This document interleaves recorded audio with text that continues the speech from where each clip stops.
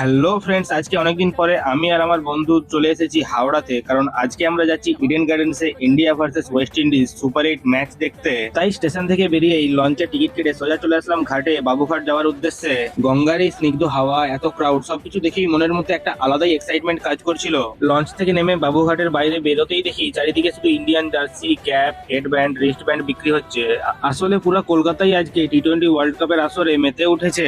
আর আমরাও আস্তে আস্তে নেতাজি ইন্ডোর স্টেডিয়াম পেরিয়ে এগিয়ে যাচ্ছিলাম ইডেনের দিকে। স্টেডিয়ামের একটা গেটের সামনে গিয়েই দেখি টি-20 ওয়ার্ল্ড কাপের বড় বড় ব্যানার দিয়ে খুব দারুণ করে ডেকোরেশন করা হয়েছে। আর এখন তো গেট বন্ধ বলে সামনে থেকে দাঁড়িয়ে ভিডিও করতে পারছি, কিন্তু বিকেল হলে লিটারালি এখানে দাঁড়ানোর জায়গা অবধি থাকবে না। তারপরে চলে আসলাম মেন গেট মানে ক্লাব হাউসের দিকে। ওহ মাই গড, এখানে এসে তো দেখি বড় বড় টি-20 ওয়ার্ল্ড কাপ লোগো আর একটা বিশাল পোস্টার যেখানে লেখা ফিল দ্য থ্রিল। আর সত্যি বলছি, আমরা ওই থ্রিলটাই ফিল করছিলাম। একটু পরে দেখি কলিঙ্গ টিভি নিউজ চ্যানেল থেকে লাইভ টেলিকাস্ট চলছে।